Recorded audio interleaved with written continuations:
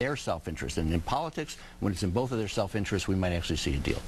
I think that there may be a deal there, but only if the president keeps his nose out of it, and he's been advised by the Senate on that.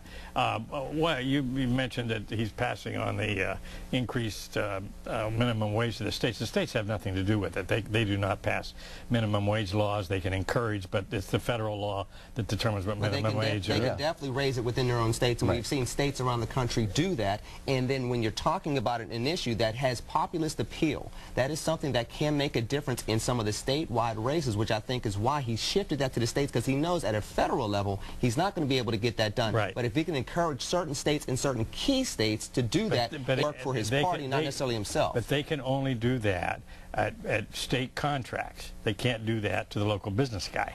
Okay, they can, as the president is doing on federal contracts. He's making a minimum wage for anybody that gets a federal contract. You can do that on a state contract, but you can't do it to the mom and pop store. I mean, that guy still has to abide by the federal law.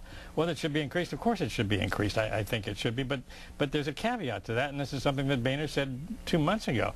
We will increase the minimum wage if that cost of increasing that is reduced from other spending packages, and I think that that's a pretty fair approach to it. So instead, whatever it takes to make up this difference and to extend this another 33 weeks or whatever it's going to be, that amount should be deducted from overall expenditures. That's the Republican side. I will note one of the great paradoxes, or one of the great ironies, when there's a talk about adding some type of spending program, there's a demand that there be cuts in other programs.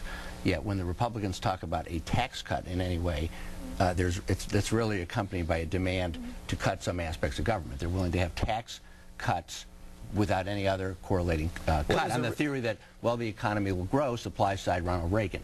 And so, you know, you're just dealing with a very difficult Congress. And the 80s actually proved that out. Maybe not in 82 or 83, but by the time we got to 86, 87, 88, that did prove that out. And we need people getting back to work. The bottom line is we continue to focus on income inequality. We continue to focus on raising the minimum wage. People need career jobs, not just minimum wage jobs. And we heard too often last night about raising that minimum wage and minimum wage jobs and struggling versus prosperity. And that's something that this president is more inclined to do when he gets on the campaign trail. I disagree with the premise that you know, we just had a recession. We're trying to get people in jobs. There have been significant cuts from the state, or in the state and local government level, understandably. So I don't think, you know, one is to raise the minimum wage, but there's other opportunities, and he's talking about job opportunities and linking employers and doing sorts of things. I just don't think that there's any stomach. I haven't seen the Republicans advocating any type of programming. Now, that may be the philosophy. We're not going to have any type of federal role in trying to encourage workforce, that we're just going to basically have a series of tax cuts, and that's going to sort of restore the economy. But I haven't heard any Republican plans, and I thought it was really noteworthy when the Congresswoman spoke in the rebuttal. There was not a specific plan. There was nothing. I mean, there was absolutely nothing. And that issue, the Republicans are complaining, but they're devoid of any plans that are going to get the economy, except for this endless, let's well, it should be. Whoa. This is the president's job to do. It's the president's job to propose. It is the Congress's job to dispose. And this president has lacked leadership, or he would be soaring in polls. He would be giving everything he wanted if he, in fact, decided to show some compromise here, Cliff. And he hasn't been doing that. He talks compromise, but doesn't act compromise. On what and issues? that's the difference. What issue, Bill? Exactly. Well, pick one. Health care, for one.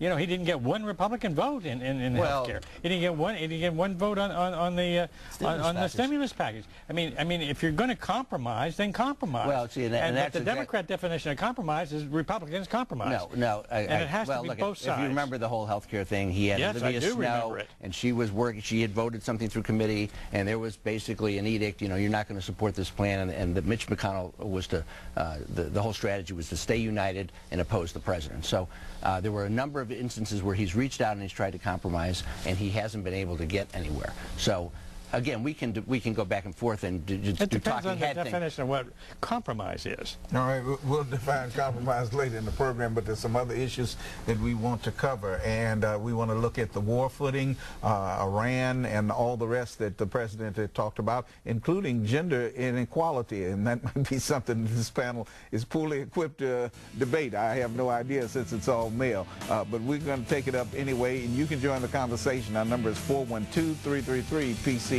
Stay with us.